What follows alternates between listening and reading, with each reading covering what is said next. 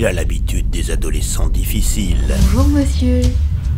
Papa, j'ai eu 19. Je t'aime. Rapprocher un père, un enfant, c'est sa mission. Il est le papa de l'Internet.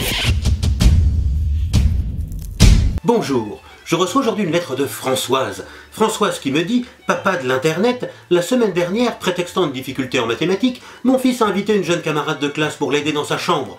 N'étant pas dupe, j'ai ouvert soudainement la porte et là, les bras m'en tombent, me dit Françoise. Il faisait des mathématiques. Papa de l'Internet, que dois-je faire ?» Françoise, cette situation démontre hélas un drame de la jeunesse dont ton enfant semble affligé. Je suis au regret de t'annoncer qu'il ne sait pas pécho. Oui Françoise, pécho. C'est un mot usité par les jeunes qui est l'équivalent de choper. Mais attention, les sens en étant multiples et variés, il te faudra Françoise être attentive au contexte dans lequel il est utilisé. Tu pourrais en effet entendre au bas des immeubles « J'ai pécho une demeure en bouillavant ma biatch », ce qui est l'équivalent en français de « Ma fiancée m'a transmis une maladie sexuellement transmissible », ce qui n'a rien à voir avec les situations que tu exposes ici. Quoique, pécho peut également s'appliquer à la revente import-export de substances illicites. Dans ce cas, cela peut ressembler à « Mate un peu la beurre que j'ai pécho hier, gros ». Soit en français, je te prie de constater l'excellente qualité hallucinogène de ce végétal herbacé dont je viens de faire l'acquisition, gros. Ils s'appellent tous gros, pourquoi? Le mystère reste entier. Bref, dans la situation que tu exposes, Françoise, le mot pécho s'applique à la drague. Et je m'en vais de ce pas en parler à ton enfant. Jeune fils de Françoise, il est grand temps d'alléger la facture de sopalin de ta pauvre mère et d'apprendre à pécho. Pour cela, papa de l'Internet, qu'on surnomme dans le métier l'homme aux innombrables conquêtes, va te donner quelques conseils pour bien pécho.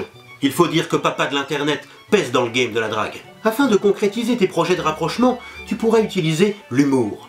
L'humour est une sorte de manipulation sociale te permettant, malgré ta timidité naturelle, de passer pour un grand séducteur bien que tu sois un loser. L'humour te permettra d'affronter la tête haute et le sourire aux lèvres les affres de la séduction et de la drague, premier pas nécessaire dans l'assouvissement non tarifé de pulsions sexuelles propres à l'espèce humaine. Dans la catégorie humour, tu peux utiliser le jeu de mots.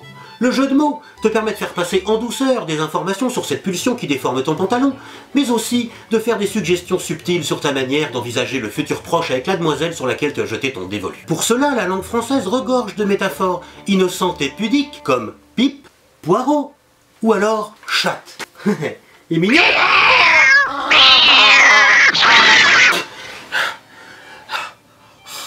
Sois imaginatif et laisse parler l'inspiration du moment. Les filles aiment les garçons spontanés qui ont de l'humour spontanément.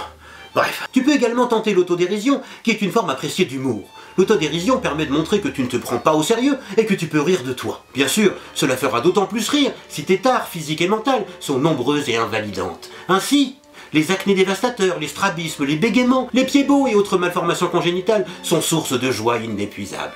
Garde toutefois en tête que femme qui rit n'est qu'à moitié dans ton lit et qu'il en reste une moitié dehors qui lui permettra de fuir si tu ne la tiens pas fermement. Si la demoiselle n'est pas sensible à l'humour, alors il ne te restera qu'à essayer l'alcool ou le GHB. Mais dans ce cas, le consentement de ta partenaire n'étant plus primordial, il ne s'agit plus vraiment de drague mais plutôt de viol, qui est une pratique non recommandée et sévèrement réprimée par la loi. Jeune, fils de Françoise, grâce à ces quelques conseils, tu vas enfin pouvoir quitter le club des éternels puceaux pour celui des donjons de première classe. Mais quoi qu'il en soit, n'oublie pas de te protéger, toi et ta partenaire. Françoise, papa de l'Internet s'est adressé à ton enfant et rassure-toi, sa moyenne en mathématiques va rapidement s'effondrer. Il loupera certainement son bac et toute sa vie avec, mais pourra aller pavaner devant Pôle emploi avec ses multiples conquêtes. La semaine prochaine, je répondrai à la question de Jean-Louis.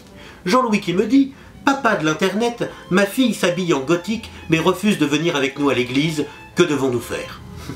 Jean-Louis, papa de l'Internet te répondra dans une prochaine émission. À bientôt, au revoir.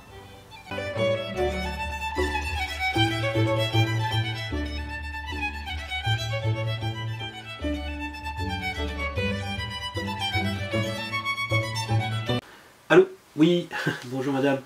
Eh ben, votre chatte perd ses poils. Ah, eh ben écoutez, dommage.